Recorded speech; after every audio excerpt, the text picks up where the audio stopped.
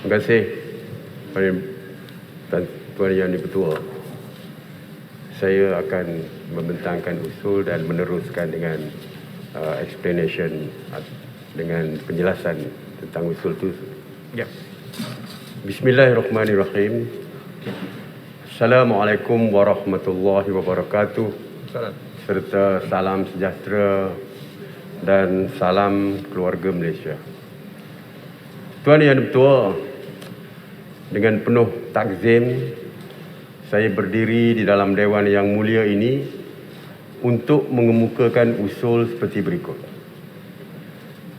Bahawa Dewan ini menyedari akan cabaran untuk memulih serta menjana semula ekonomi negara bagi mencapai pertumbuhan yang mampan dengan mengambil kira lanskap sosioekonomi pasca COVID-19 dan pencapaian rancangan Malaysia ke-11 2016 hingga 2020. Merestui usaha kerajaan untuk merancang dan melaksanakan agenda pembangunan negara yang mampan selaras dengan semangat keluarga Malaysia, aspirasi wawasan kemakmuran bersama 2030 dan agenda pembangunan mampan 2030. Meluluskan rancangan Malaysia ke-12 bagi tempoh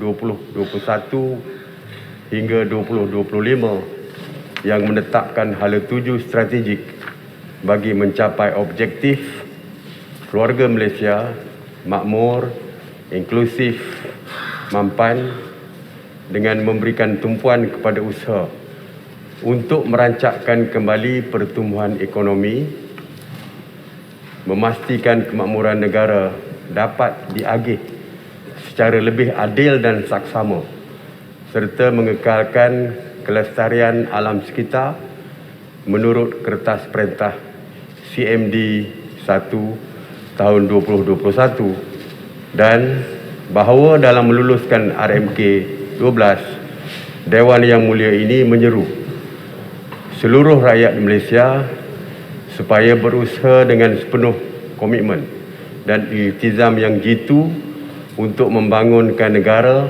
secara mampan bagi membolehkan setiap ahli keluarga Malaysia tanpa mengira agama, bangsa dan kaum menikmati taraf hidup yang wajar. Dengan izin Tuan Yang Dipertua, saya membentangkan rancangan Malaysia ke-12 2021-2025 untuk dibahaskan oleh ahli-ahli yang berhormat di Dewan Yang Mulia ini. Keluarga Malaysia makmur, inklusif, mampan. Alhamdulillah, dipanjatkan syukur kehadrat Allah Subhanahu Wa Taala dengan izin dan rahmatnya jua, pada hari ini saya dapat membentangkan dasar penting yang ditunggu-tunggu, iaitu rancangan Malaysia ke-12 2021 hingga 2025 atau RMK 12. Setinggi-tinggi penghargaan dan terima kasih saya ucapkan kepada mantan Perdana Menteri Yang Berhormat Tan Sri Dato' Haji Muhyiddin bin Haji Muhammad Yassin yang telah terlibat dalam penyediaan awal dokumen RMK 12. RMK 12 ini digubal ketika dunia sedang mengharungi cabaran getir pandemik COVID-19. Ramai dalam kalangan kita keluarga Malaysia yang terkesan. Dalam persekitaran dan kebiasaan baharu ini, ada yang hilang nyawa dan pekerjaan demi kelangsungan hidup. Ada di antara kita yang terpaksa mencuburi bidang kerja yang baru atau melakukan dua pekerjaan dalam satu masa. Takziah kepada ahli keluarga mangsa-mangsa yang meninggal dunia akibat jangkitan COVID-19. Marilah kita berdoa semoga usaha membendung pandemik ini dirahmati dan situasi ini dapat ditangani serta berakhir dengan segera. Hampir 2 tahun, negara dan seluruh dunia menghadapi krisis kembar kesihatan dan ekonomi terburuk akibat pandemik COVID-19. Dalam tempoh itu, para petugas di barisan hadapan telah berusaha memerangi pandemik dengan semangat tinggi tanpa mengira penat lelah. Kita semua terhutang budi kepada petugas barisan hadapan yang komited melaksanakan tanggungjawab memerangi kemelut pandemik ini. Jutaan terima kasih kepada semua petugas barisan hadapan. Anda adalah wira keluarga Malaysia. Penularan pandemik ini turut memberi impak kepada ekonomi global pada tahun 2020 dengan penguncupan pada kadar 3.2% berbanding pertumbuhan 2.8% pada tahun 2019. Semua sektor mengalami kesan yang ketara, terutama perkhidmatan berkaitan pelancongan dan penerbangan. Ini menyebabkan peningkatan kadar pengangguran dan kemiskinan global. Bank Dunia menganggarkan berlaku peningkatan penduduk miskin tegar dunia dengan jumlah tambahan seramai 97 juta orang pada tahun 2020. Malaysia juga tidak terkecuali menerima kesan pandemik ini, mengimbas pencapaian dalam tempoh RMK 11 iaitu 2016 hingga 2020. Keluaran dalam negara kasar atau KDNK berkembang pada kadar purata 2.7% tahun, kurang daripada sasaran asal. Ini disebabkan penguncupan ketara sebanyak 5.6% pada tahun 2020, meskipun negara mencapai pertumbuhan lebih tinggi sebanyak 4.9% tahun dalam tempoh 4 tahun pertama RMK 11. Pendapatan negara kasar atau PNK per kapita mencapai RM42,500 atau $10,100 Amerika pada tahun 2020. Nilai ini adalah 20% lebih rendah daripada ambang pendapatan untuk mencapai status negara berpendapatan tinggi. Dalam RMK ke-11, kerajaan telah membelanjakan sebanyak RM248.5 bilion untuk tujuan pembangunan.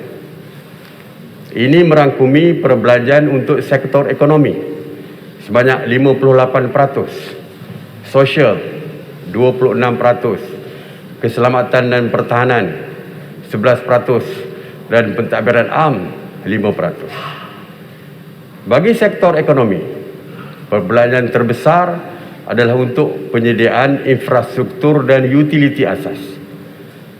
Daripada perbelanjaan ini, sebanyak 46% diagihkan kepada 6 negeri yang memerlukan lebih tumpuan, iaitu Kedah, Kelantan, Perlis, Sabah, Sarawak dan Terengganu. Pandemik COVID-19 juga telah menjejaskan kedudukan keuangan negara. Pada tahun 2020, defisit fiskal melebar kepada 6.2% daripada KDNK. Jumlah hutang statutory Kerajaan Persekutuan berada pada tahap 57.9% pada KDNK. Saya sedar keluarga Malaysia meletakkan harapan yang tinggi kepada kerajaan untuk menangani krisis kesihatan dan ekonomi. Kerajaan banyak menerima cadangan daripada orang ramai, rakan-rakan yang berhormat ahli-ahli parlimen dan kerajaan negeri.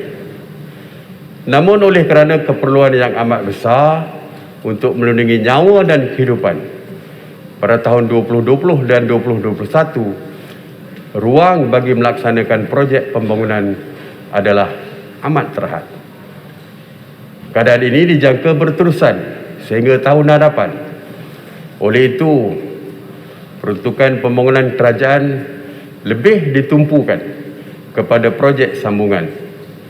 InsyaAllah, kita menjangkakan kedudukan kewangan kerajaan akan bertambah baik pada tahun 2023 apabila ekonomi semakin kukuh. Kerajaan akan memperuntukkan sebanyak 400 bilion ringgit untuk membiayai projek sambungan dan projek baru di bawah RMK12. Kita harus yakin seperti dalam surah Al-Insyirah ayat 5, sesungguhnya sesudah kesulitan itu ada kemudahan. Tuan Yang Dipertua, semenjak 64 tahun negara mencapai kemerdekaan, kerajaan telah melaksanakan beberapa dasar jangka panjang yang kejayaannya sedang kita nikmati pada hari ini.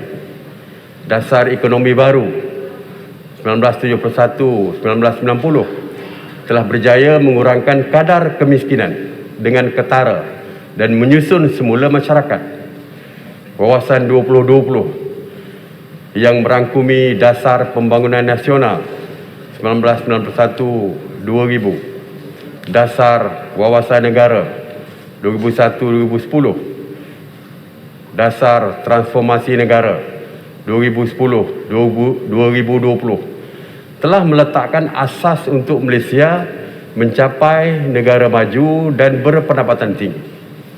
Seterusnya, wawasan kemakmuran bersama 2030 telah dilancarkan pada Oktober 2019. Pelan pembangunan 5 tahun telah bermula pada tahun 1956. Pelan ini memperincikan strategi dan inisiatif dalam menentukan keutamaan program dan projek yang dilaksanakan kerajaan. RMK12 yang saya bentangkan pada hari ini adalah perancangan penting sebagai pelengkap kepada pelan pemulihan negara. Ia bagi mengembalikan semula momentum pertumbuhan ekonomi serta mencapai matlamat pembangunan jangka panjang. Alhamdulillah, sejumlah 8 pakej bantuan dan rangsangan ekonomi yang bermula pada 27 Mac 2020 telah berjaya menstabilkan ekonomi negara. KDNK kembali berkembang sebanyak 16.1% pada suku kedua tahun 2021 setelah menguncup pada 4 sukuan sebelumnya. Tuan Yang Bertuah, RMK12 ini dengan matlamat keluarga Malaysia makmur, inklusif, mampan akan membolehkan kita semua menikmati taraf hidup yang lebih baik. Sebuah strategi dan inisiatif juga sejajar dengan agenda 2030 bagi pembangunan mampan yang dipersetujui oleh semua ahli pertubuhan bangsa bersatu pada tahun 2015.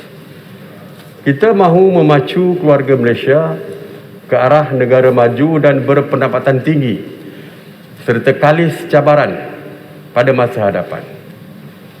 Namun, pencapaian ini tidak bermakna jika masih ada yang terpinggir daripada arus pembangunan. Kita mahu hidup bahagia bersama-sama sebagai satu keluarga tanpa mengira tahap pendapatan, agama, bangsa dan kaum. Dalam melaksanakan pembangunan, kelestarian alam perlu menjadi agenda utama negara kerana ia akan diwarisi oleh generasi masa hadapan. Tuan Yang Dipertua, RMK12 merupakan pelan pembangunan menyeluruh yang akan memperkenalkan beberapa pembaharuan bagi memastikan pertumbuhan ekonomi yang mampan dengan pengagihan peluang dan hasil yang lebih saksama. Bagi tujuan ini, 3 tema dan 4 pemangkin dasar serta 14 pemacu perubahan diperkenalkan dalam RMK 12. Kerajaan mengambil pendekatan keseluruhan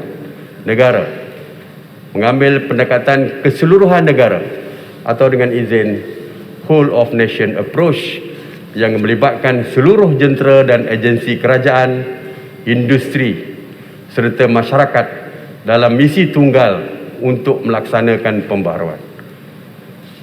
Tujuan pembaharuan ini bukanlah untuk menjana kekayaan negara semata-mata.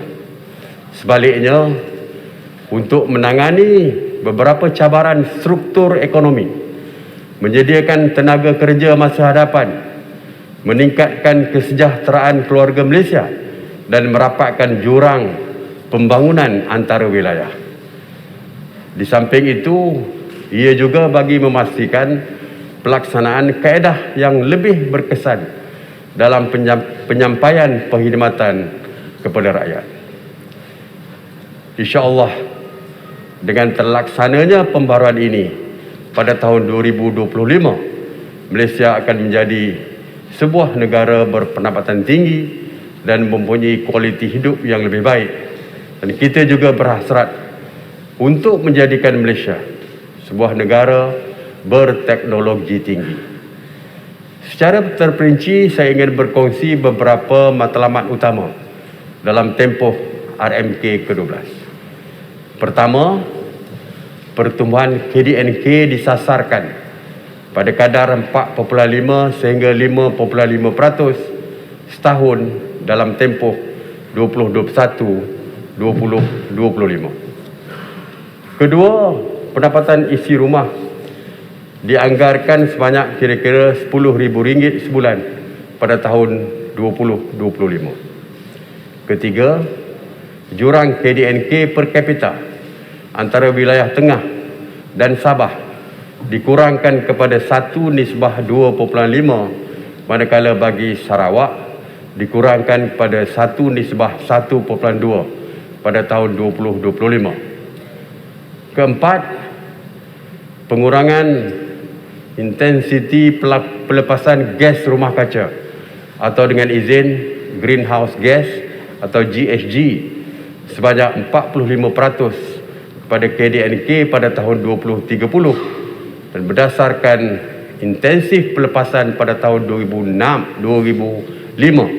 sejajar dengan Perjanjian Paris 2015. Seterusnya, saya ingin memberi pencerahan kepada 9 fokus utama RMK 12 seperti berikut.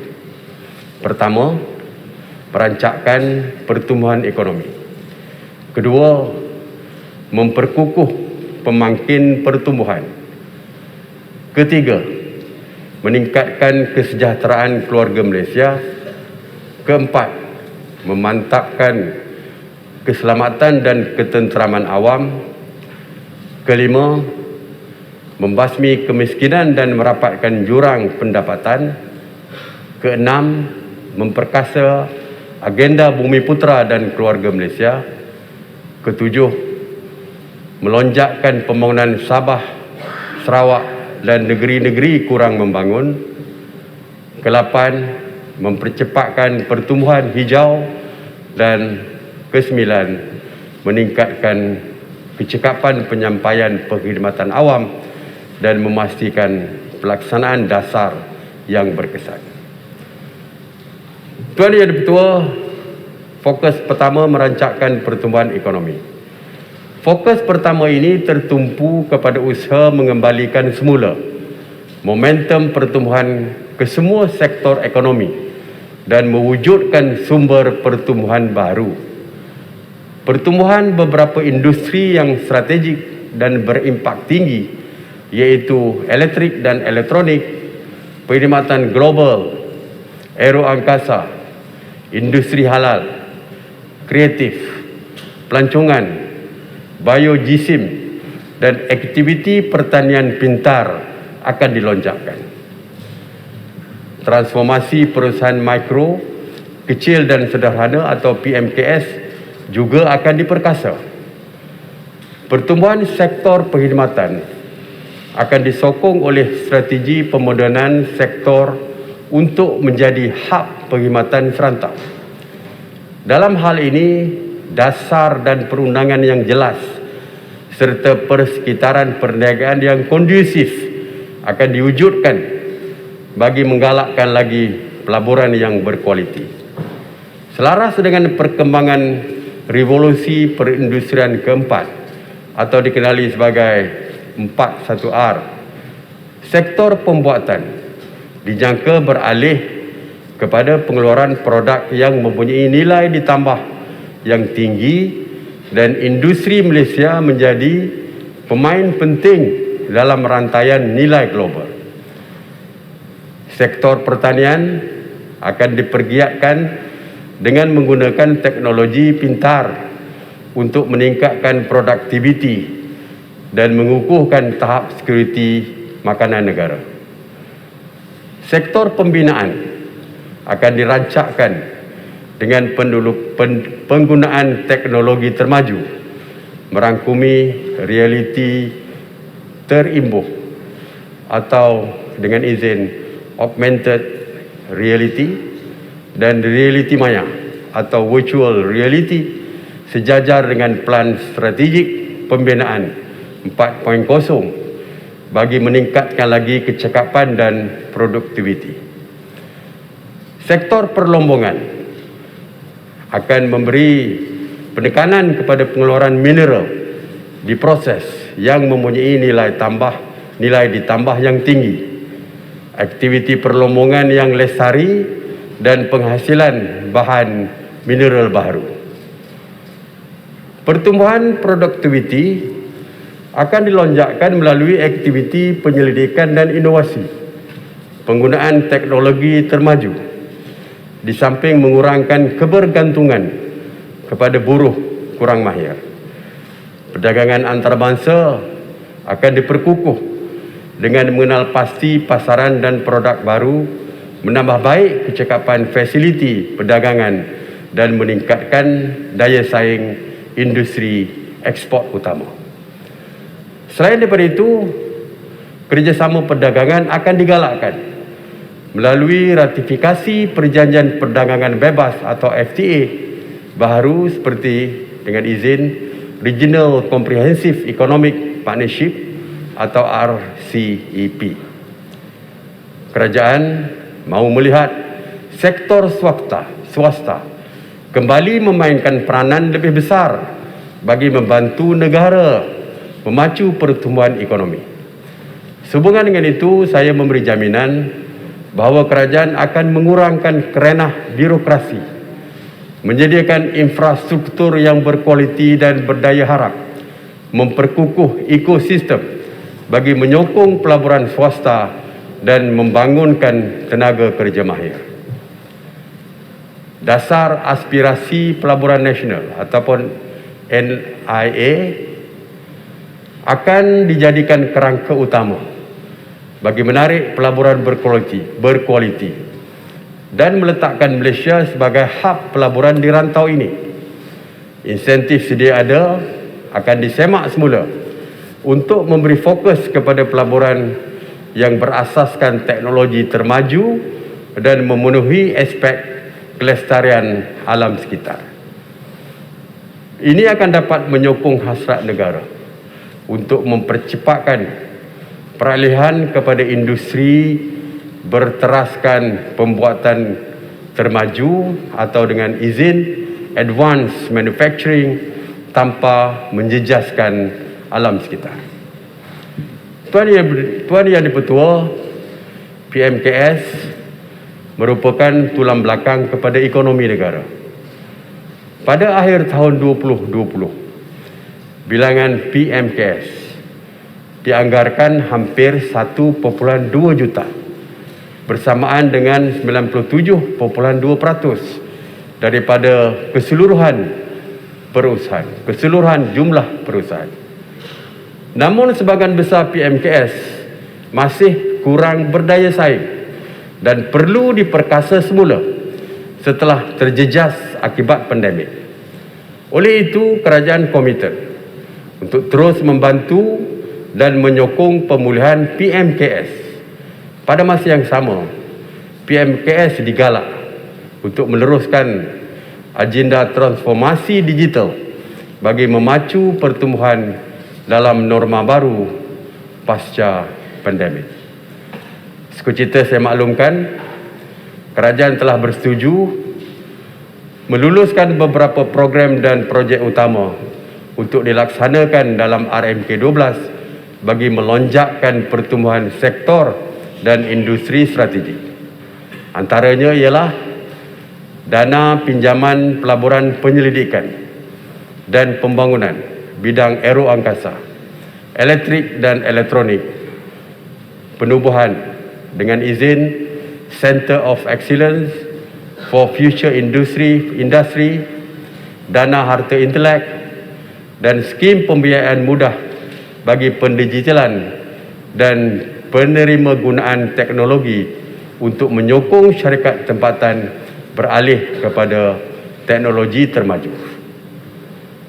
Dengan terlaksananya beberapa perancangan ini, saya percaya kita akan dapat mencapai sasaran pertumbuhan purata sektor pengkhidmatan sebanyak 5.2%, pembuatan 5.7%, pertanian 3.8%, perlumbungan dan pengkuarian 2.6%, serta pembinaan 4.2% dalam tempoh RMK 12. Sektor pelancongan yang paling terjejas berikutan pandemik dijangka akan pulih dengan sasaran pertumbuhan 3.8%. PMKS pula dijangka dapat menyumbang sebanyak 45% kepada KDNK dan 25% daripada jumlah ekspor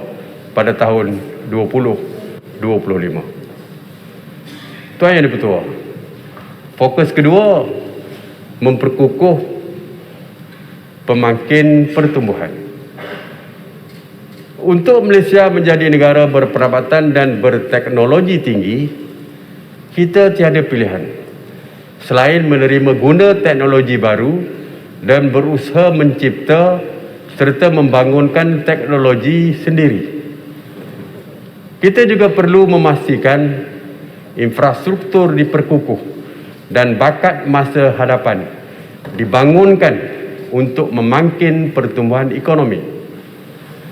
Langkah mempercepat penggunaan teknologi dan inovasi akan ditumpukan kepada pendigitalan dan teknologi termaju, termasuk teknologi 4.1R, dan pada tahun ini kerajaan telah melancarkan agenda My Digital dan diikuti dengan dasar 4.1R negara. Perancangan dasar, pelaksanaan serta pemantauan inisiatif 4.1R dan pendigitalan negara diselaraskan melalui Majlis Ekonomi Digital dan 4.1R negara. Kerajaan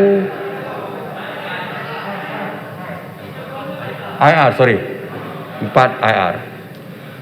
Kerajaan menerajui agenda ini melalui inisiatif pendigitalan sektor awam dan transformasi PMKS. Penyediaan infrastruktur digital melibatkan pelaburan sektor awam dan swasta bernilai 23 bilion ringgit bagi menambah baik rangkaian 4G sedia ada. Bagi mempercepat pelaksanaan 5G di seluruh negara, sebanyak 15 bilion ringgit lagi akan dilabur oleh sektor swasta. Projek pembangunan Identity Digital Nasional sedang dilaksanakan bagi mewujudkan platform pengesahan identiti serta perakuan elektronik yang selamat dan dipercayai. Kita sedar teknologi digital telah banyak mencorak kehidupan kita pada masa kini. Pembelajaran anak-anak kita telah terganggu disebabkan kekurangan peralatan dan akses kepada teknologi. Oleh itu, kerajaan komited untuk meningkatkan infrastruktur dan perkhidmatan digital bagi menangani pelbagai jurang digital. Pelaksanaan Pelan Jalinan Digital Negara atau Jendela bakal menyediakan 100% liputan 4G di kawasan berpenduduk, liputan 5G yang lebih luas dan jalur lebar talian tetap kepada 9 juta premis menjelang tahun 2025. Sehingga bulan Ogos 2021, sebanyak 94% kawasan berpenduduk telah mendapat liputan 4G. Kelajuan perkhidmatan jalur lebar mudah alih pula telah mencapai 29.1 MB sesaat dan lebih 6,000 premis telah mendapat akses kepada perkhidmatan jalur lebar talian tetap. Rangkaian teknologi 5G akan dilancarkan pada penghujung tahun 2021. Pelbagai inisiatif pendigitalan ini dijangka menyokong pencapaian sasaran 25.5% sumbangan ekonomi digital kepada KDNK pada tahun 2025. Kerajaan menyedari ekonomi gig merupakan sumber penting pertumbuhan ekonomi. Ia telah membuka peluang yang lebih besar kepada rakyat untuk menambah pendapatan, termasuk menawarkan perkhidmatan menggunakan platform digital seperti e-hailing dan p-hailing. Kerajaan akan mewujudkan ekosistem yang menyokong perkembangan ekonomi gig bagi menggalakkan rakyat memanfaatkan sepenuhnya peluang ini. Selain daripada itu, usaha akan dipergiat untuk mengakreditasi platform tempatan berdasarkan piawaian industri ekonomi perkongsian antarabangsa bagi meningkatkan daya saing pada peringkat global. Satu rangka kawal selia sedang disediakan bagi memastikan penyedia platform, pekerja dan pengguna adalah dilindungi. Kerajaan juga akan memastikan pampasan akibat pengangguran, perlindungan kesihatan dan simpanan untuk persaraan diperkukuh. Kerajaan akan merapatkan jurang digital terutama antara luar bandar dan bandar disebabkan perbezaan pasarana jalur lebar melalui penyediaan kemudahan infrastruktur digital. Dalam hubungan ini, pusat internet desa dan pusat komuniti desa akan ditransformasi sebagai pusat digital keluarga Malaysia bagi memberi perkhidmatan yang lebih baik dan bersepadu. Penggunaannya juga akan diperluas untuk memberi kemudahan kepada penduduk setempat terlibat dalam e-dagang, latihan kemahiran, pembelajaran dan aktiviti masyarakat. Tuan Yang Dipertua, sejajar dengan perkembangan teknologi serta inovasi, usaha untuk melahirkan pembangun dan pencipta teknologi tempatan akan dipergiat bagi menjana kejayaan dan pertumbuhan ekonomi. Bagi tujuan ini, semua aktiviti pembangunan dan penyelidikan, pengkomersialan dan inovasi akan dijajarkan dengan keutamaan negara. Sebanyak 50% daripada dana penyelidikan kerajaan akan disediakan untuk penyelidikan eksperimental yang berpotensi untuk dikomersialkan. Sehubungan dengan itu, kerajaan telah meluluskan penubuhan pusat sehenti bagi pengkomersialan dan pembinaan teknologi serta program dengan izin Nano Malaysia Energy Storage Technology Initiative atau NESTI.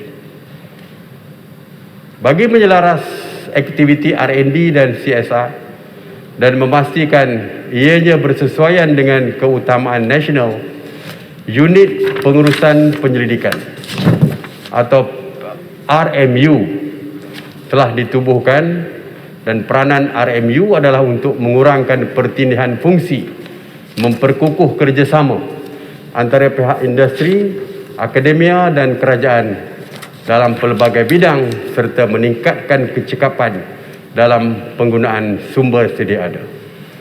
Selain daripada itu, sumber pembiayaan alternatif termasuk modal troka, pembiayaan antarabangsa dan dana endowment akan dipertingkatkan. Pada tahun 2025, peratusan perbelanjaan kasar R&D kepada KDNK dijangka mencapai 2.5% berbanding 1% sahaja pada tahun 2020. Sektor swasta disasarkan menyumbang lebih besar dengan peningkatan 2 kali ganda, iaitu mencapai 70% kepada jumlah perbelanjaan R&D. Tuan Yang Di-Pertua,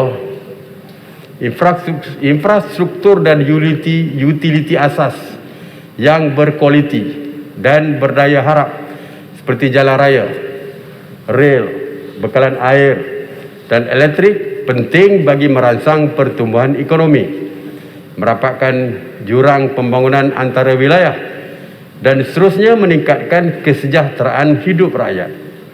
Rangkaian rel dan jalan raya bersepadu yang menghubungkan lapangan terbang dan pelabuhan dengan kawasan perindustrian, bandar dan luar bandar akan dipertingkat. Ini melibatkan antaranya projek-projek utama seperti berikut: landasan berkembar Lembah Kelang fasa 1 yang menghubungkan Rawang ke Salak Selatan dijangka siap pada tahun 2022. Landasan berkembar elektrik Gemas ke Johor Bahru yang merupakan jajaran akhir landasan berkembar elektrik dari Padang Besar Perlis ke Johor Bahru, Johor, dijadualkan siap pada tahun 2023. Pelaksanaan projek laluan rel Pantai Timur atau ECRL diteruskan dan dijangka siap pada tahun 2025. Projek sistem transit rapid RTS yang menghubungkan stesen Bukit Cagar Johor Bahru dengan stesen Woodlands North di Singapura akan mula dibina pada hujung tahun 2021.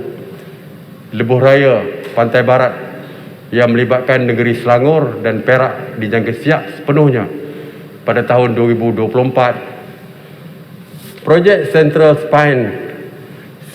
Spine Road dari Bentung Pahang ke Kuala Kerai, Kelantan dijadualkan siap sepenuhnya pada tahun 2025, dan Lebuh Raya Kota Baru ke Kuala Kerai dijangka siap sepenuhnya pada tahun 2025. Dana mudah cara khusus untuk projek infrastruktur akan diwujudkan di bawah model perkongsian awam swasta atau dengan izin Public Private Partnership atau PPP 3.0. Model pelaksanaan projek tidak akan melibatkan komitmen keuangan kerajaan dan menggunakan kaedah dengan izin Request for Proposal ataupun RFP. Pelaksanaan projek-projek di bawah model baru ini dijangka dapat diumumkan pada pertengahan tahun 2022.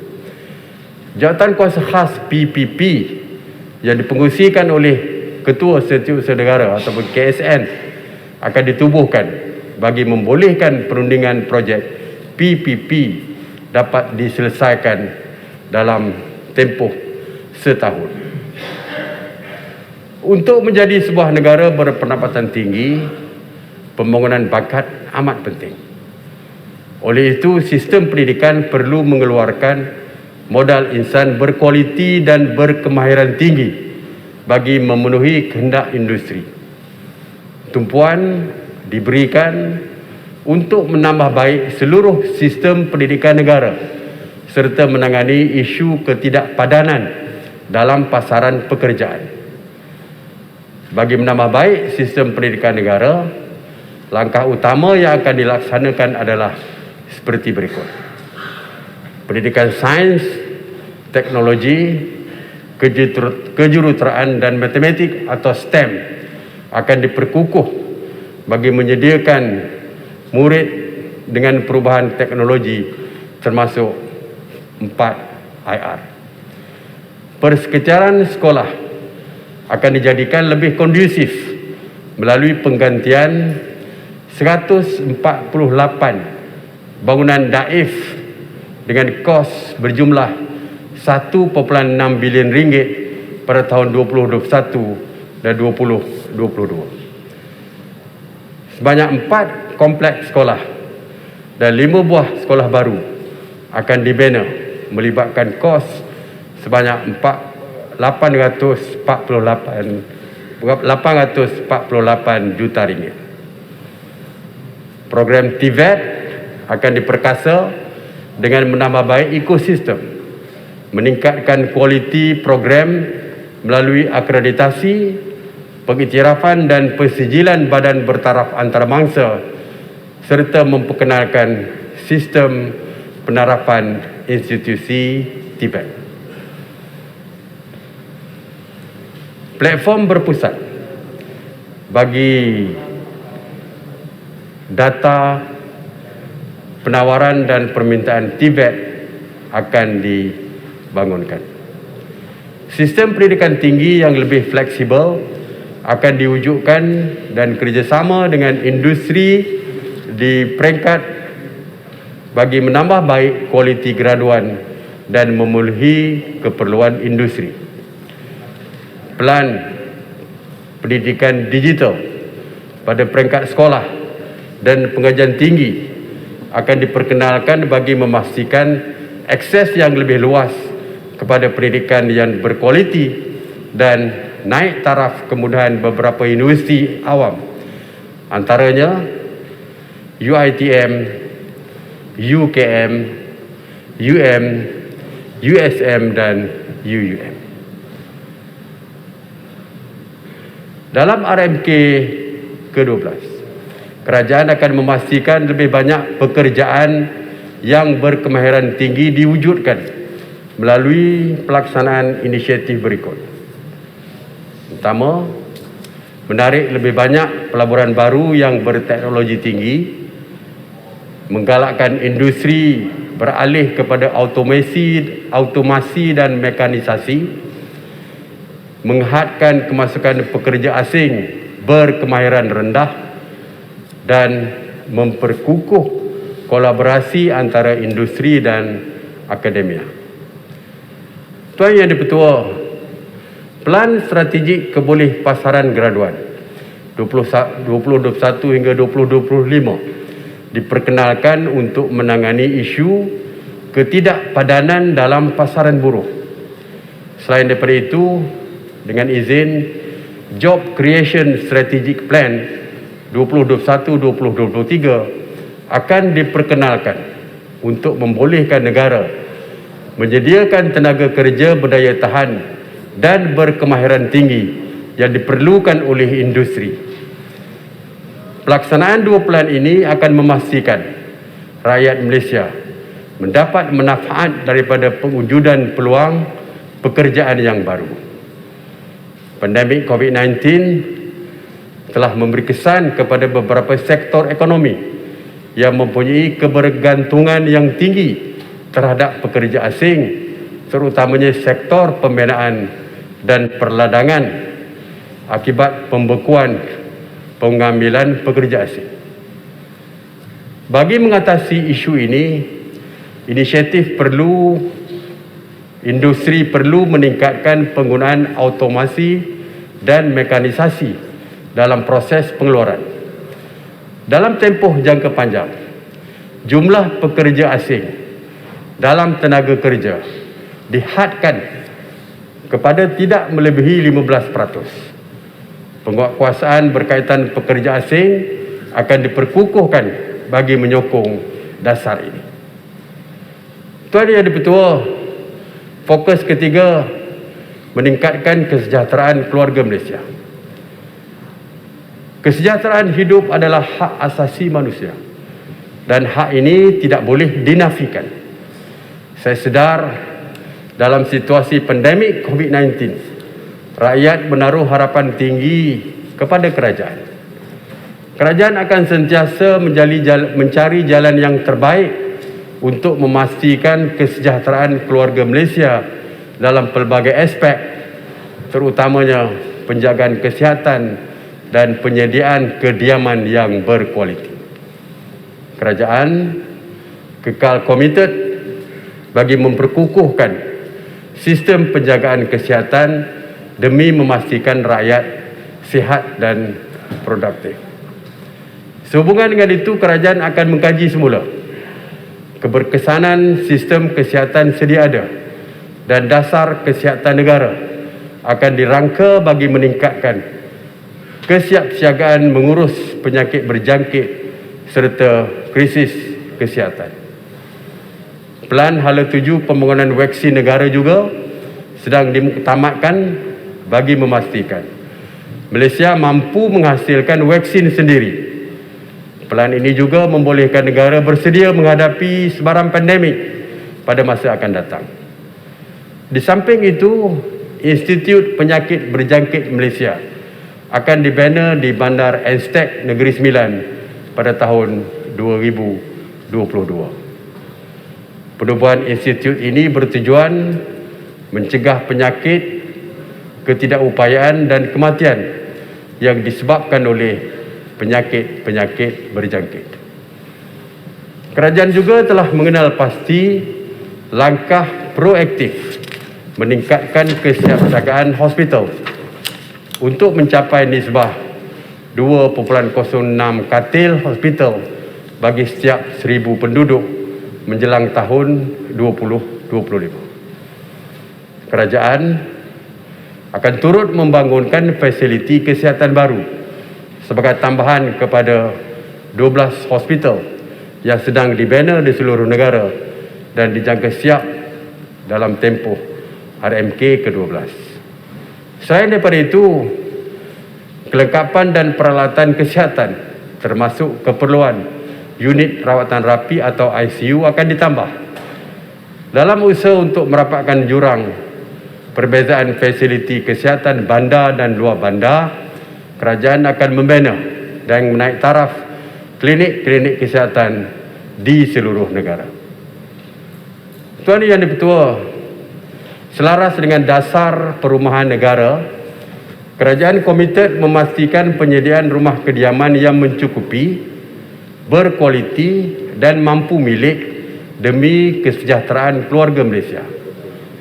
Bagi mencapai hasrat itu, kerajaan telah membina lebih daripada 282,000 unit rumah mampu milik dalam tempoh RMK ke-11. Sebanyak 500,000 unit lagi rumah mampu milik akan dibina dalam RMK ke-12 bagi meningkatkan peluang kumpulan B40 dan M40 memiliki rumah. Di samping itu, kemudahan pembiayaan termasuk dana untuk rumah mampu milik, skim perumahan belia dan dengan izin program Rent to Own ataupun RTO akan ditambah baik lagi bagi memastikan golongan B40 dan N40 tidak terbeban dengan bayaran ansuran. Bagi menyediakan bantuan perumahan kepada rakyat miskin, kerajaan akan memperuntukkan sebanyak 2.25 bilion ringgit dalam tempoh RMK ke-12. Peruntukan ini adalah untuk membina dan membaik pulih sebanyak 85,500 unit rumah di bawah program bantuan rumah yang melibatkan 75,000 unit rumah di kawasan luar bandar dan hampir 10,500 unit rumah di kawasan bandar. Ini tidak termasuk pembinaan rumah yang dilaksanakan di bawah kerajaan negeri, sektor korporat dan pertubuhan masyarakat sivil atau CSO. Apalah maknanya kesejahteraan sekiranya kita tidak bersatu hati.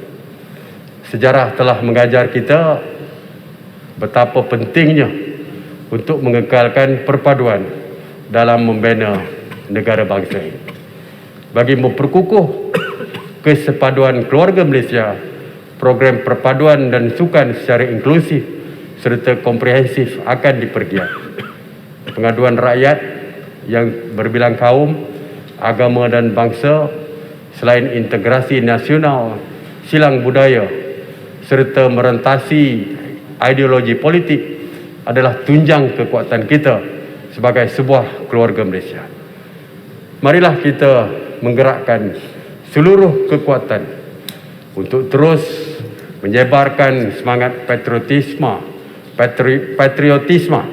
dan kesukarelawan dengan memanfaatkan platform digital dan media yang lain, pemahaman serta penghayatan mengenai perlembagaan persekutuan dan rukun negara perlu terus diterapkan dan diperkasakan di kalangan anak-anak kita dan golongan belia negara. Tuan Yang Dipertua, fokus keempat, memantapkan keselamatan dan ketenteraman awam. Keselamatan rakyat dan kedaulatan negara merupakan perkara asas bagi memastikan keamanan dan kestabilan Malaysia. Antara inisiatif yang akan dilaksanakan merangkumi langkah menambah baik kesiapsiagaan kawalan sempadan dan penguatkuasaan, mempertingkatkan ketenteraman awam, mengukuhkan keselamatan dan pertahanan cyber serta menjaga kebajikan anggota. Saya akan pastikan langkah yang lebih tegas akan diambil untuk melaksanakan pelan menyeluruh dan memperkukuhkan ops benteng bagi menghalang pendatang asing tanpa izin. Antara projek yang akan dilaksanakan termasuklah dengan izin Marine Police Sea Monitoring System di 5 wilayah maritim, pembinaan Bear Base Tentera Udara di Bintulu, Sarawak, pembinaan Hospital Angkatan Tentera Terendak, Melaka dan peningkatan keupayaan aset maritim. Selain daripada itu, kem tentera terbaru di Felda Sahabat, kem 5 Brigade di Kota Belud dan kem pasukan gerakan AM di Beluran, Sabah akan siap dibina dalam tempoh RMK-12. Dasar industri pertahanan dan keselamatan negara akan diperkenalkan bagi menetapkan hala tuju industri tempatan berkenaan pertahanan dan keselamatan. Bagi memastikan kebajikan anggota tentera dan penguatkuasa terbela, 10,200 unit rumah keluarga angkatan tentera dan kuartus sedang dibina dan boleh diduduki dalam tempoh RMK ke-12. Tuan Yang Dipertua, fokus kelima, membasmi kemiskinan tegar dan merapatkan jurang pendapatan. Isu kemiskinan sangat dekat di hati saya. Dilahir dan membesar daripada keluarga penuri getah, saya sangat memahami kesusahan dan kepayahan hidup rakyat. Pandemik COVID-19 yang telah melanda telah meningkatkan kadar kemiskinan, menjejaskan pendapatan individu dan isi rumah, seterusnya menghimpit keluarga kita dalam kemiskinan. Saya ingin mengucapkan terima kasih kepada semua pihak, termasuk CSO, Badan Korporat, orang perseorangan dan Majlis Agama Islam Negeri yang sentiasa prihatin dan menyokong kerajaan dalam membantu masyarakat yang terkesan sepanjang pandemik. Bagi menangani isu kemiskinan dan kesenjangan pendapatan, kita perlu belajar daripada kejayaan yang dicapai oleh beberapa negara lain. Maka inisiatif membasmi kemiskinan tegar untuk memastikan rakyat miskin termasuk miskin bandar dibantu melalui pendekatan keseluruhan negara. Unit khusus pada peringkat persekutuan dan di pejabat daerah akan ditubuhkan.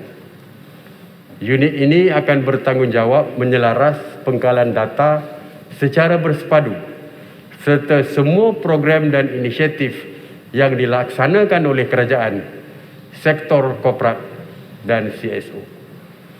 Dengan adanya pegawai yang diberikan tugas khusus untuk menguruskan perihal kemiskinan pada peringkat daerah, saya yakin kemiskinan tegar dapat dibasmi pada tahun 2025. Usaha yang lebih bersepadu akan dilaksanakan untuk meningkatkan pendapatan dan menangani kenaikan kos sara hidup, isi rumah B40 serta kumpulan mudah terjejas. Bantuan bersasar seperti pemberian wang tunai dan perlindungan sosial akan diteruskan kepada mereka yang layak. Program pemberkasaan ekonomi komuniti bandar dan skim pembangunan kesejahteraan rakyat di luar bandar dengan kos sebanyak 1.5 bilion ringgit akan diperkukuh bagi meningkatkan kebolehpasaran, kesejahteraan dan kuasa beli keluarga B40. Kerajaan tidak boleh bersendirian dalam perjuangan ini. Saya menyeru sektor korporat dan orang persorangan untuk membantu keluarga Malaysia keluar dari kepompong kemiskinan. Sekecil mana pun bantuan yang dihulurkan, termasuk melalui sumber pembiayaan alternatif seperti zakat dan wakaf, jika digembleng akan membawa manfaat yang besar.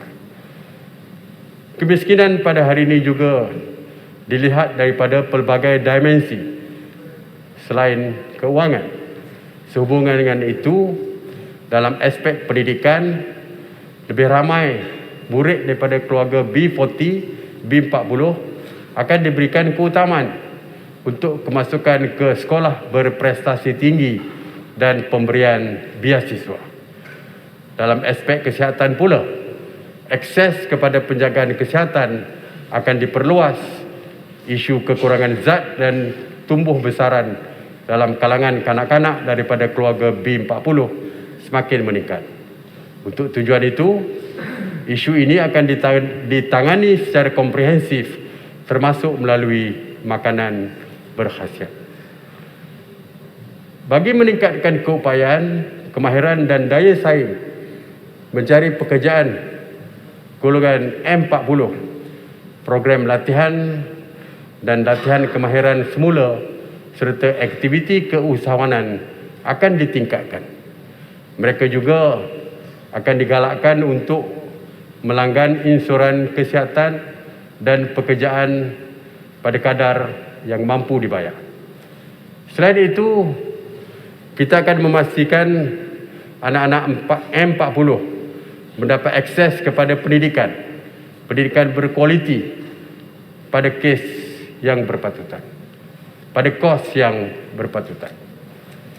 Tuan Yang Di-Pertua, fokus ke-6 adalah memperkasa agenda Bumiputera dan keluarga Malaysia.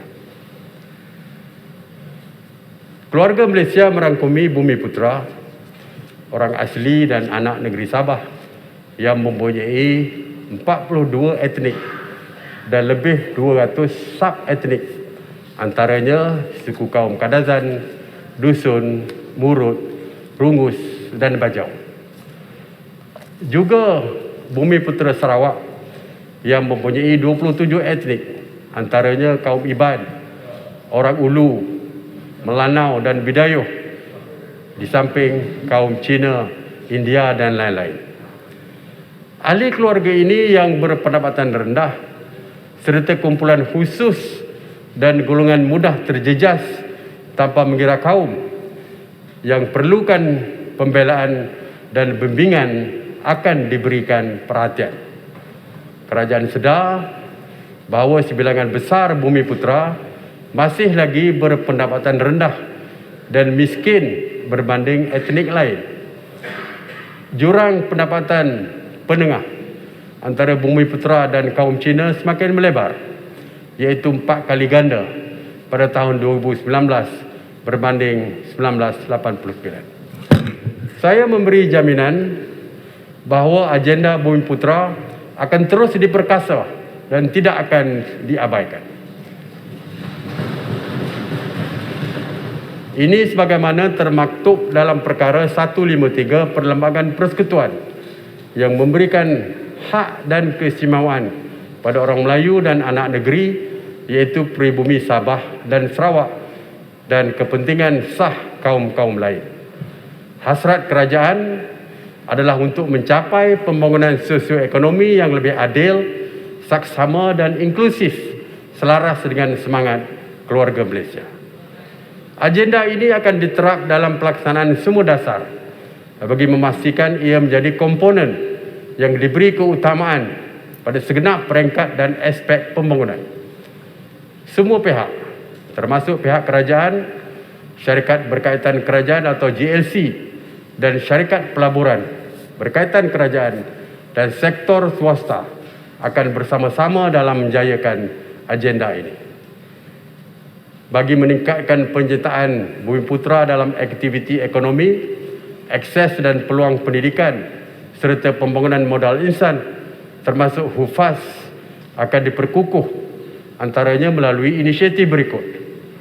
Yang pertama, latihan dalam bidang teknikal dan profesional supaya menjadi pakar dalam pelbagai bidang dan kemahiran untuk kerjaya masa hadapan seperti penganalisis dan saintis data serta pakar data raya.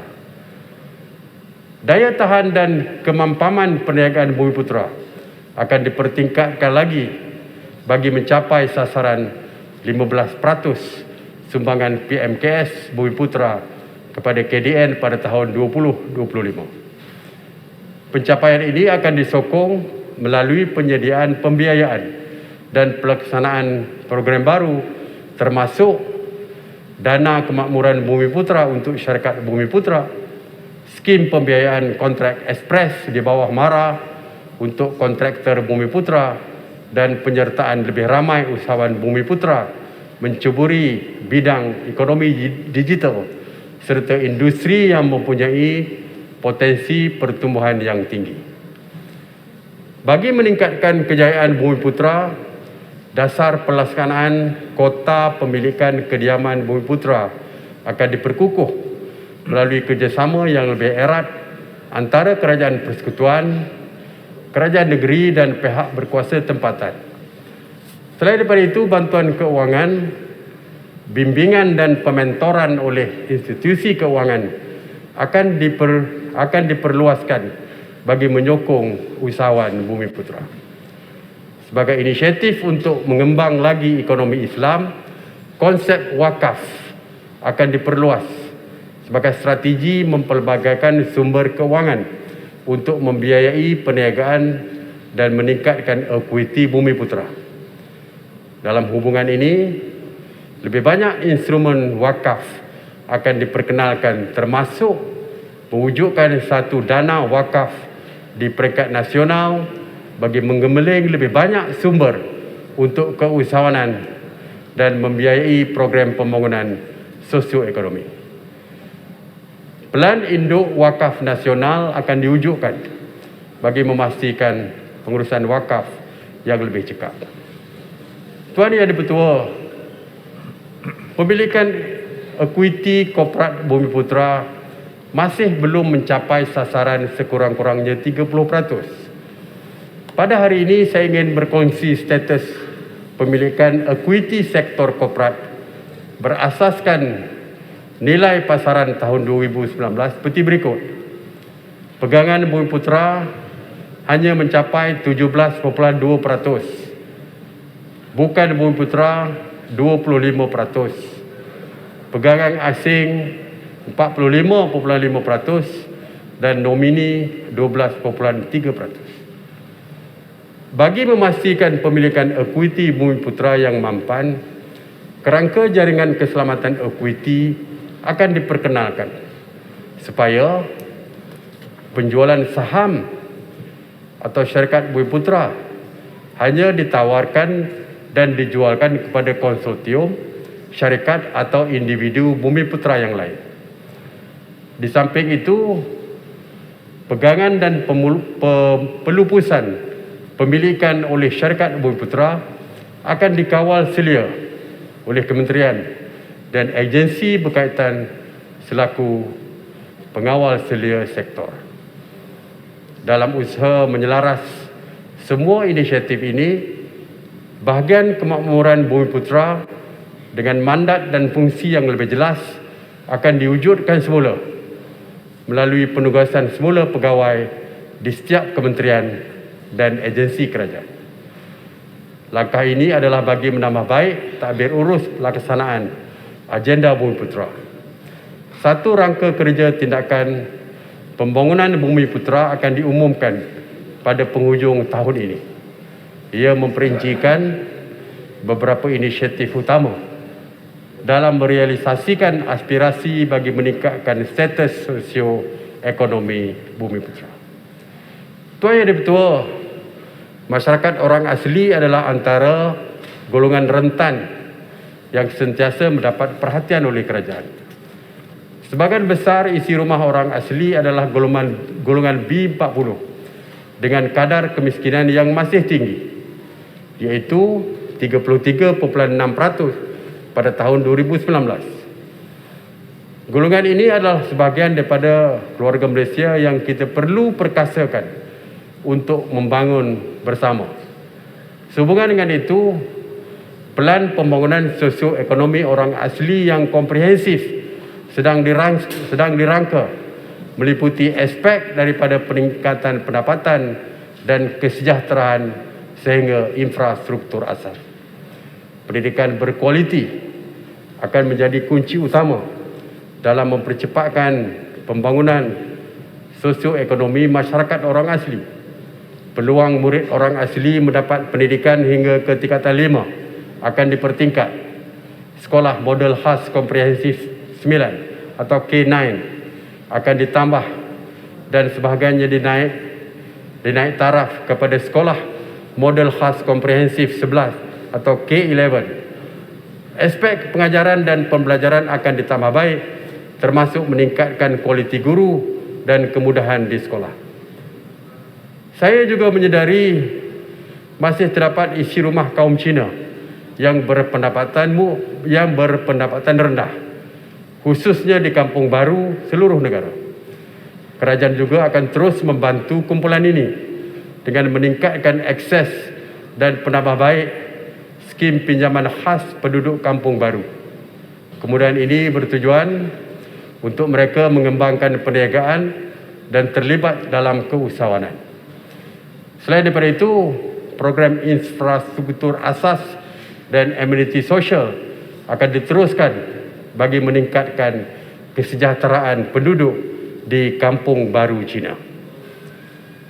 Sebahagian masyarakat kaum India juga perlu dibantu, khususnya yang berpendapatan rendah. Oleh itu, dalam mencapai pembangunan inklusif, kesejahteraan mereka akan terus diberikan keutamaan selaras dengan pelan tindakan masyarakat India. Kerajaan akan memberikan sokongan kepada mereka dengan menyediakan program peningkatan kemahiran dan bantuan keuangan bersasar serta peluang keusahawanan. Tuan Yang di-Pertua, anak muda kita akan menjadi pemimpin keluarga Malaysia pada masa hadapan. Oleh itu, mereka perlu terus dibimbing dan diberi sokongan untuk bersama mencorak masa depan Malaysia. Pelan kebangsaan pemerkasaan ekonomi belia sedang dirangka untuk memantapkan peranan anak muda dalam pembangunan negara. Kapasiti dan keupayaan beliau akan dipertingkat bagi melahirkan pekerja mahir. Semangat patriotisme dan tanggungjawab kepada negara juga akan dipupuk. Akademi Pembangunan Belia Malaysia dan beberapa kompleks belia dan sukan akan dinaik taraf, manakala pusat belia wilayah yang pertama di Malaysia akan dibina bagi merancangkan lagi aktiviti belia. Malaysia dijangka menjadi sebuah negara tua pada tahun 2030, iaitu apabila 15% daripada jumlah penduduk Malaysia berumur 60 tahun dan ke atas.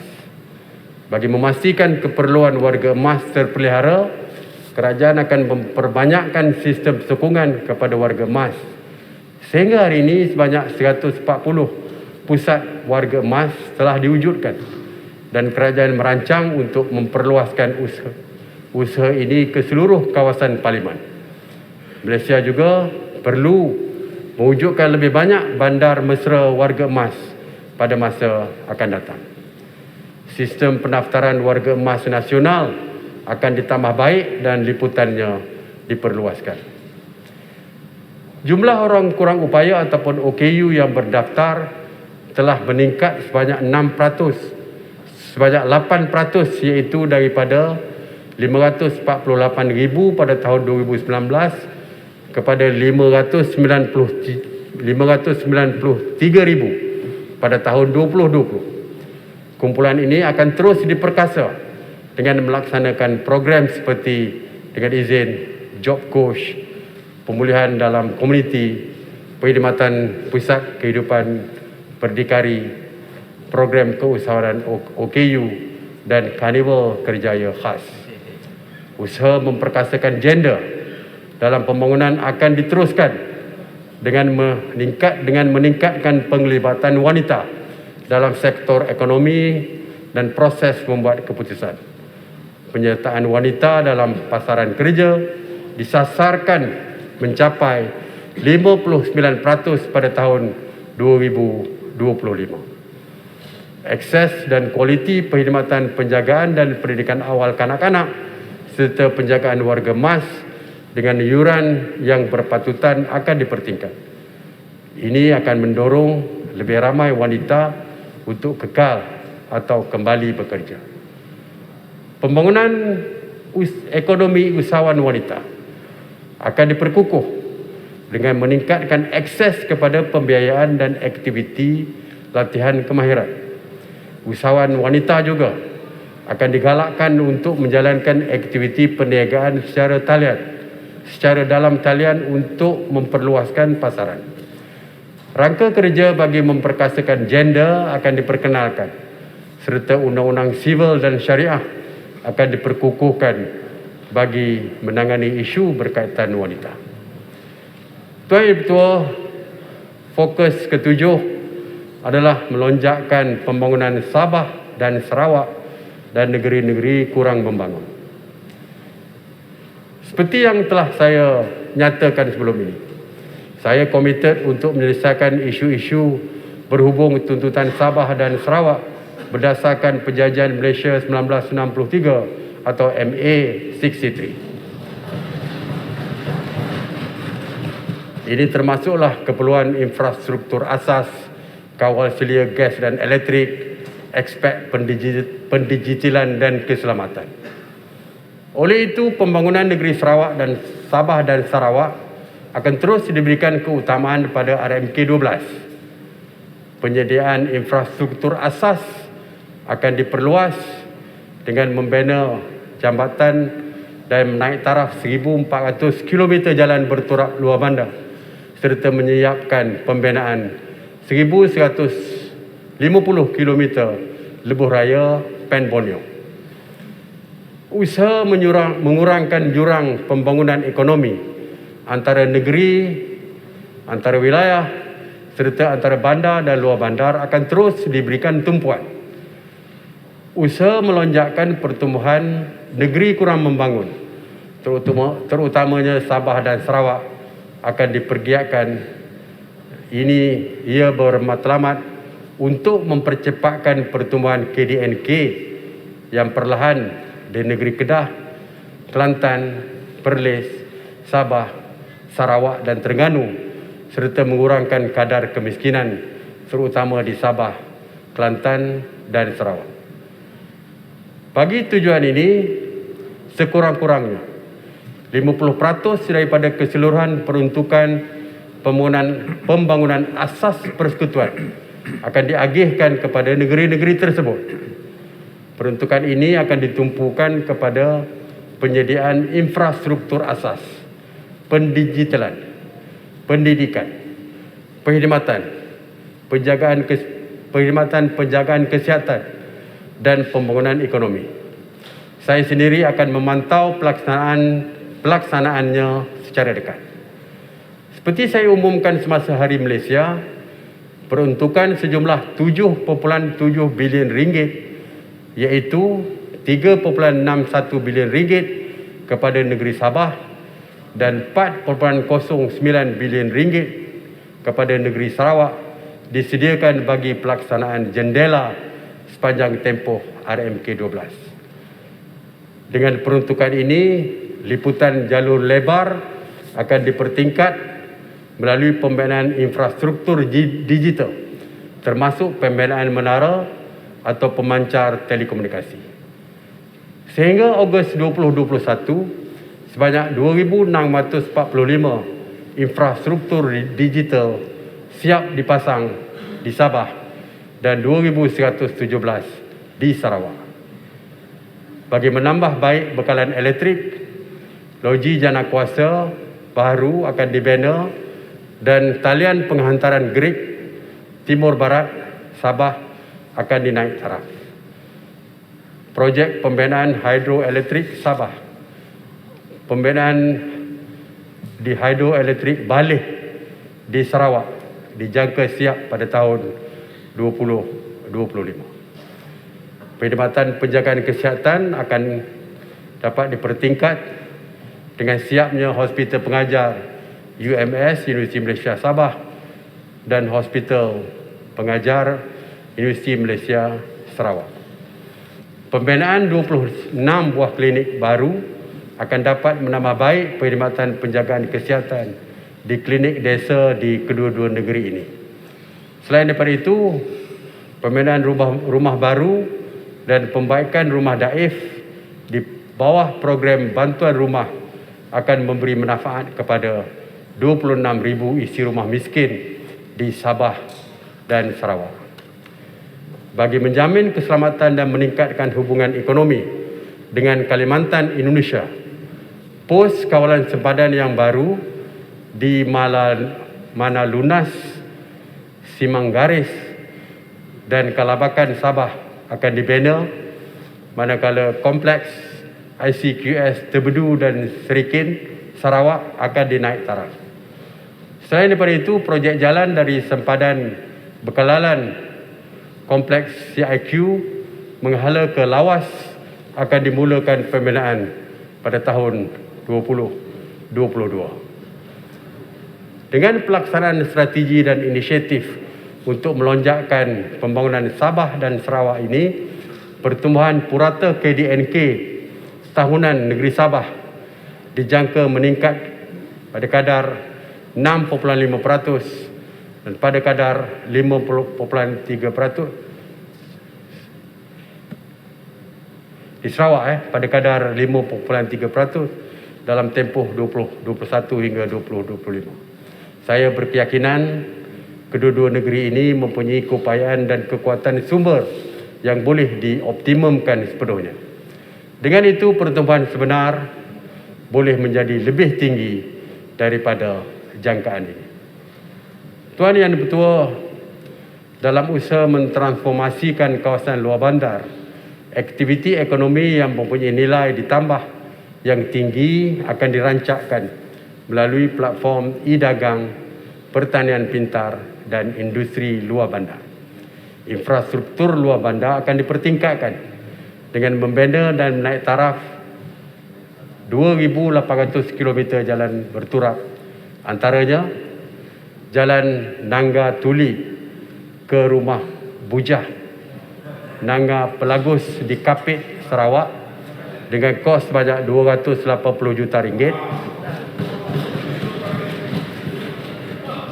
Jalan Dudar ke Taburan ke Mendawang di Kota Belud, Sabah dengan kos banyak 101 juta ringgit. Jalan luar bandar dari Sempang Felkra, Ulu Kerut ke Kampung Orang Asli, Put ke Felda, Jengka 7 ke Jalan Kilang Sawit, Jengka 18 di daerah Maran, Pahang dengan kos banyak 135.3 juta ringgit.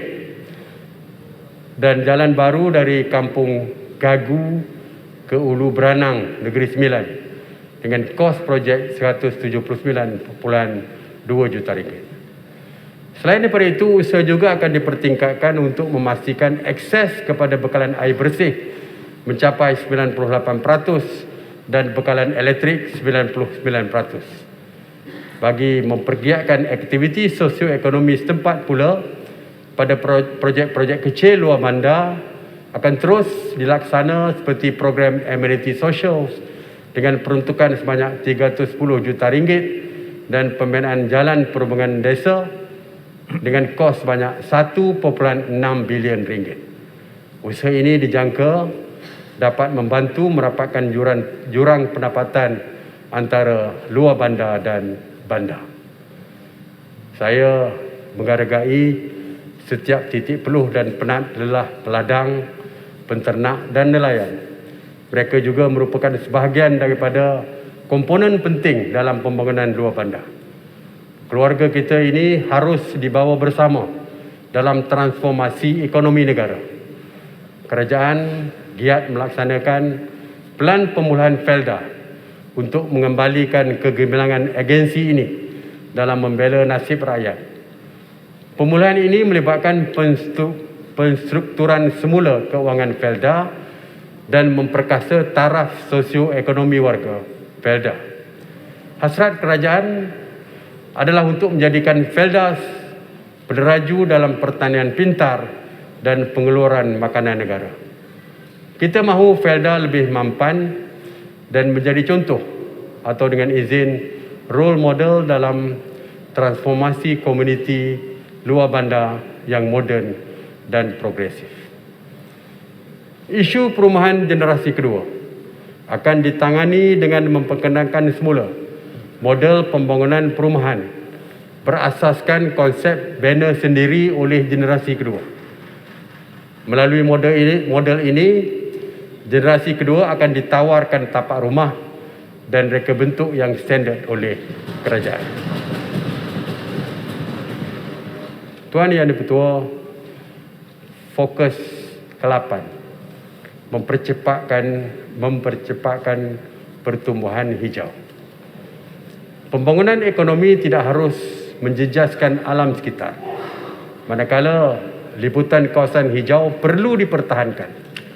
Usaha untuk mempercepat pertumbuhan hijau, mempertingkat kemampanan tenaga dan mentransformasi sektor air harus kekal menjadi teras pembangunan sosioekonomi negara. Sehubungan dengan itu, kerajaan akan mengambil kira prinsip alam sekitar, sosial dan takbir urus atau ESG dalam proses membuat keputusan. Walaupun Malaysia hanya menyumbang 0.7% kepada pelepasan gas rumah kaca, kerajaan akan terus memenuhi komitmen untuk mengurangkan intensiti pelepasan GHG sehingga 45% pada KDNK pada tahun 2030 berdasarkan intensiti pelepasan pada tahun 2005 selari dengan aspirasi menjadi negara rendah karbon.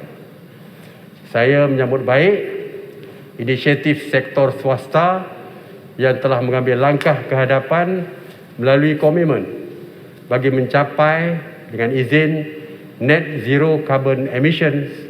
Ini termasuk komitmen syarikat GLC dan GLIC seperti Petronas, Tenaga Nasional Berhad, Kumpulan Wang Simpanan Pekerja dan Sarawak Energy Berhad untuk mencapai matlamat ini pada tahun 2050.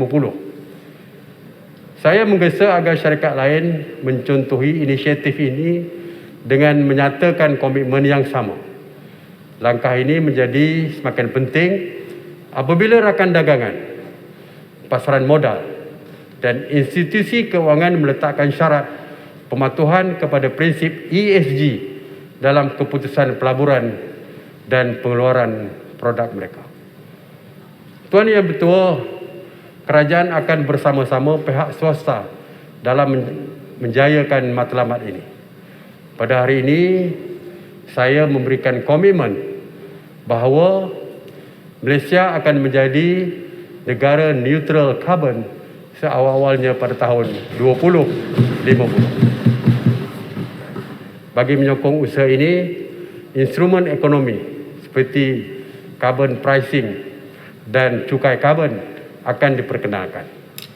Perincian langkah-langkah lain bagi pengurangan karbon akan diumumkan setelah kajian strategi pembangunan jangka panjang rendah karbon dimutamakkan pada akhir tahun 2022. Bagi tujuan ini, kerajaan telah memberi komitmen untuk tidak lagi membina loji jana kuasa arang batu yang baru. Saya sedar ini memerlukan usaha yang bersepadu serta komitmen dan pelaburan hijau yang tinggi. Namun saya yakin dengan penglibatan keluarga Malaysia, aspirasi ini bukanlah angan-angan kosong.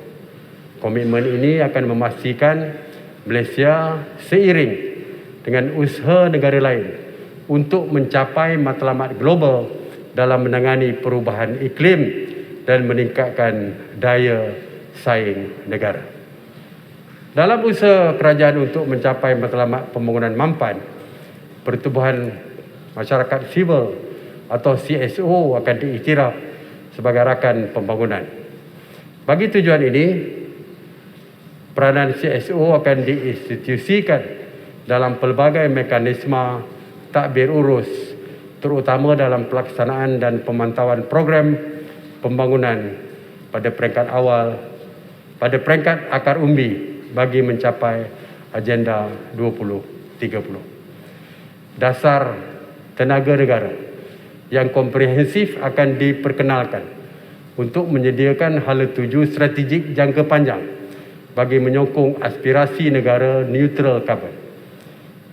Penjimatan elektrik yang lebih bersih, penjanaan elektrik yang lebih bersih akan dilaksanakan melalui pengoperasian beberapa loji jana kuasa gas di Semenanjung bagi menggantikan loji jana kuasa arang batu. Akta berkaitan kecekapan dan konservasi tenaga akan diperkenalkan bagi mengawal sedia penggunaan tenaga oleh pengguna berintensiti tinggi dalam sektor industri dan komersial.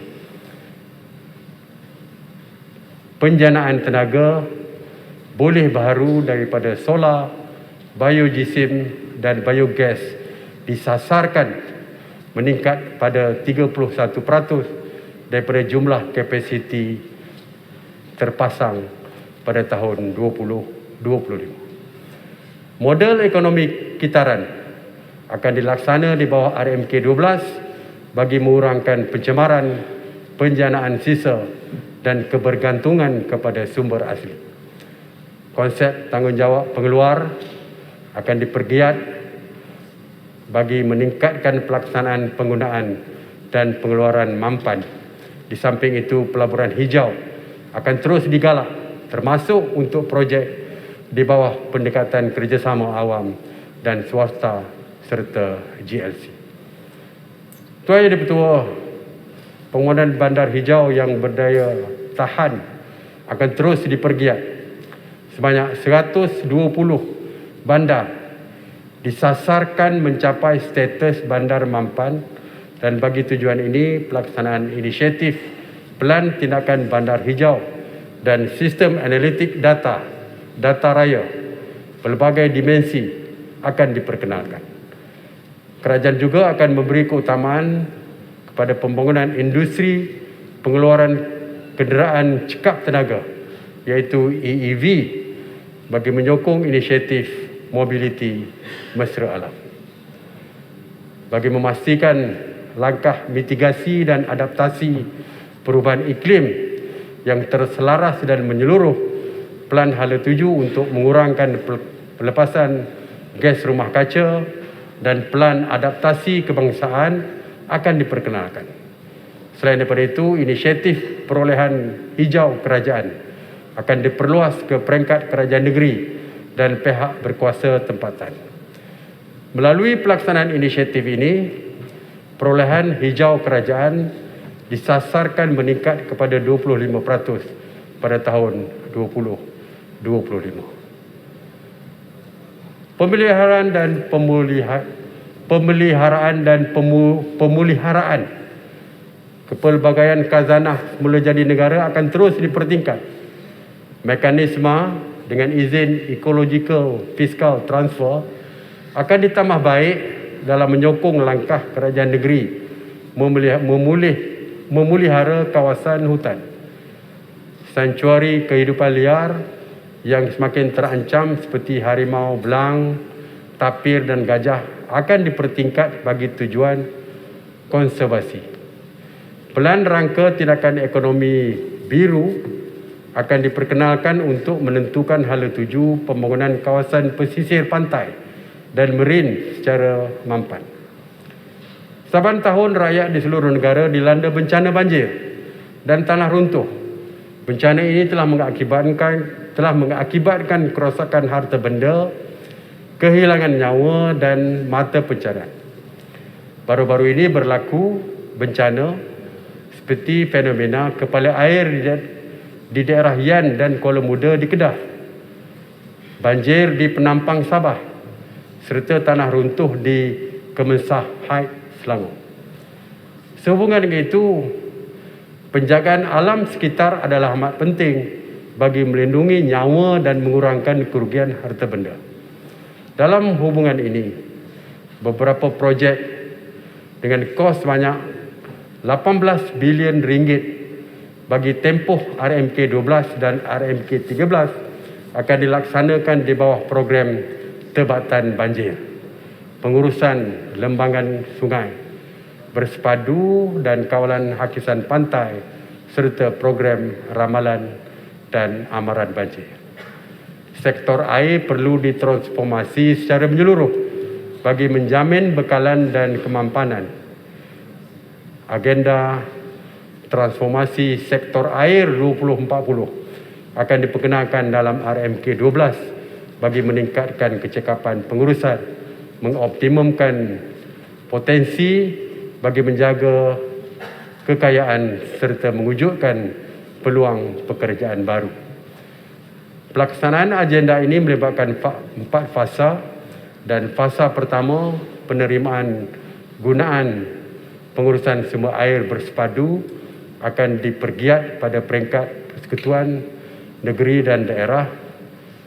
Pewartaan dan pelindungan kawasan tadahan air akan dipercepat untuk menambah baik pengurusan sumber air, dan loji rawatan air sisa bersepadu akan dibina untuk kawalan pencemaran.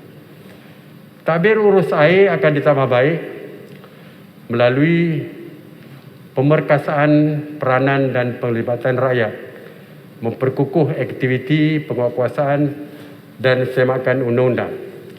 Selain daripada itu, mekanisme pembiayaan inovatif akan dikaji di samping menyediakan infrastruktur yang mampan serta meneruskan program pengurangan air tidak terhasil atau NRW.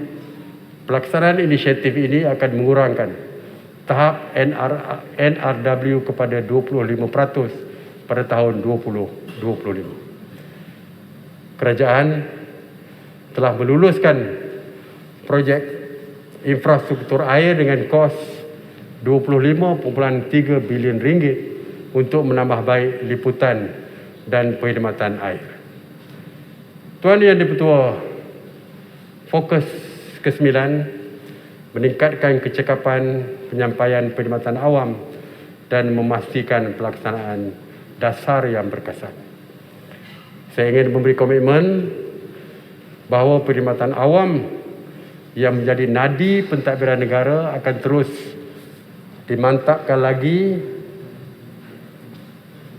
terus dimantapkan bagi meningkatkan ketelusan dan kecekapan. Bagi tujuan ini, perkhidmatan awam akan ditransformasi melalui pendekatan keseluruhan kerajaan dengan mengambil kira bahawa kejayaan pelaksanaan inisiatif memerlukan keterlibatan semua peringkat kerajaan. Pelaksanaan penyampaian perkhidmatan yang berkesan amat penting bagi memastikan keluarga Malaysia benar-benar merasai pembangunan yang dilaksanakan. Struktur dan fungsi kementerian dan agensi akan disusun semula bagi mewujudkan organisasi yang lebih mendatar dan mengurangkan kerenah birokrasi. Mekanisme pemilihan dan pengambilan pegawai, pengurusan dan profesional dalam pelbagai skim juga akan diperkukuh bagi memperoleh bakat yang terbaik. Cadangan untuk memperkenalkan Akta Perkhidmatan Awam akan dikaji bagi membolehkan pelaksanaan dan pengasingan kuasa dan tanggungjawab yang jelas antara anggota pentadbiran dengan penjawat awam.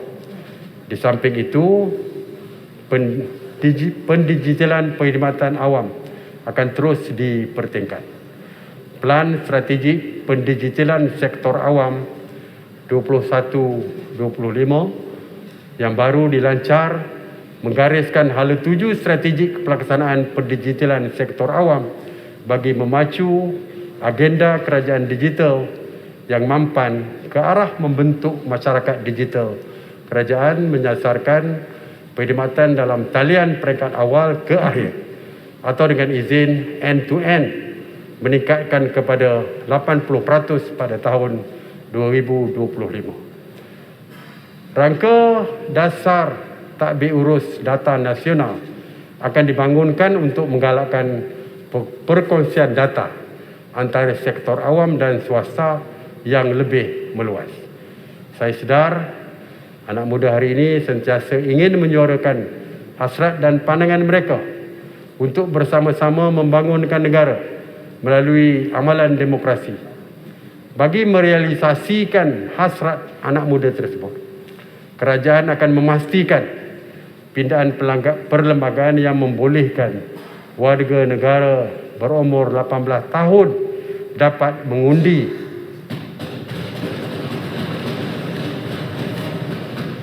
dan akan dilaksanakan dalam tempoh terdekat. Saya beriltizam untuk menjadikan kerajaan ini sebuah kerajaan berprestasi tinggi yang memenuhi harapan rakyat. Ini adalah selaras dengan titah Seri Paduka Baginda Yang di-Pertuan Agong pada 13 September 2021 supaya kita terus mendukung pelaksanaan Plan Anti Rasuah Nasional dan Plan Anti Rasuah Organisasi untuk menjadikan Malaysia negara yang bebas rasuah. Dengan itu, saya memberi jaminan bahawa semua strategi dan inisiatif di bawah RMK12 ini akan dilaksanakan secara tersusun dengan penuh integriti dan bertanggungjawab. Indeks Tadbir Urus Malaysia akan diperkenalkan lagi bagi mengukur prestasi tadbir urus kerajaan dalam menyampaikan perkhidmatan kepada rakyat. Bagi tujuan itu, Plan pelaksanaan dasar RMK12 disediakan sebagai panduan kepada kementerian dan agensi dalam menerajui dan melaksanakan semua dasar ini. Saya meletakkan tanggungjawab kepada semua menteri dan kementerian untuk bersama-sama saya melaksana dan memantau pencapaian sasaran RMK 12 ini. Tuan Yang Dipertua, penghujung tempoh RMK 11 telah menyaksikan pertumbuhan ekonomi negara terjejas akibat ketidaktentuan ekonomi global dan impak pandemik COVID-19. Dalam tempoh 18 bulan yang lalu, kita telah menumpukan usaha melindungi nyawa dan kehidupan keluarga Malaysia. Sekarang sudah tiba masanya untuk kita memberikan tumpuan kepada agenda menyusun semula dan mengembalikan kekuatan dan daya saing ekonomi negara. RMK 12 telah dijangka dengan mengambil kira perubahan dalam lanskap ekonomi global dan domestik serta keperluan menangani isu semasa demi masa depan keluarga Malaysia yang lebih cerah. Dengan objektif keluarga Malaysia makmur, inklusif, mampan. RMK 12 menggariskan perancangan strategik yang komprehensif bagi membolehkan Malaysia menjadi sebuah negara berpendapatan tinggi, berteknologi tinggi dengan guna tenaga mahir ke arah mencapai pertumbuhan inklusif tanpa mengabaikan alam sekitar.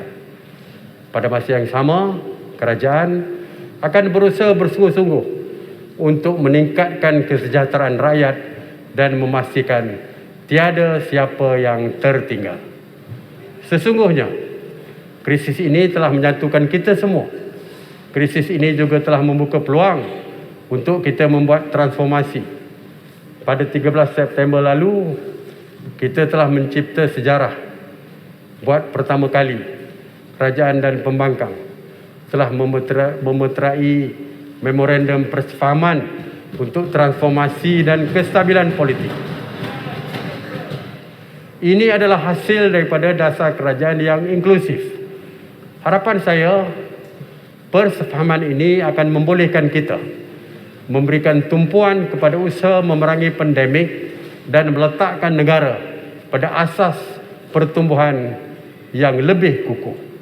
Dengan semangat keluarga Malaysia, kita ketepikan semua perbezaan, berganding bahu untuk membina Malaysia yang berdaya saing dan berdaya tahan serta kalis cabaran. Mari kita kumpulkan seluruh tenaga, kepakaran dan pengalaman yang ada di sebelah sini dan di sebelah sana untuk bersama-sama merealisasikan matlamat RMK 12. Kita mesti mendakap erat prinsip bekerja bersama rakyat demi keluarga Malaysia. Saya yakin berkat keredaan Allah Subhanahu Wa Taala melalui perancangan 5 tahun ini, Malaysia mampu bangkit semula dan insya-Allah kita boleh melakar masa hadapan yang lebih baik. Tuan Yang Dipertua, saya mohon mencadangkan. Terima kasih. Terima kasih Yang Amat Berhormat Perdana Menteri. Ada sokongan? Datuk Yang Dipertua, saya menyokong sepenuhnya usul rancangan Malaysia ke-12 yang dibentangkan oleh Yang Amat Berhormat Perdana Menteri Malaysia. Terima kasih Datuk Yang Dipertua. Terima kasih Yang Berhormat Menteri.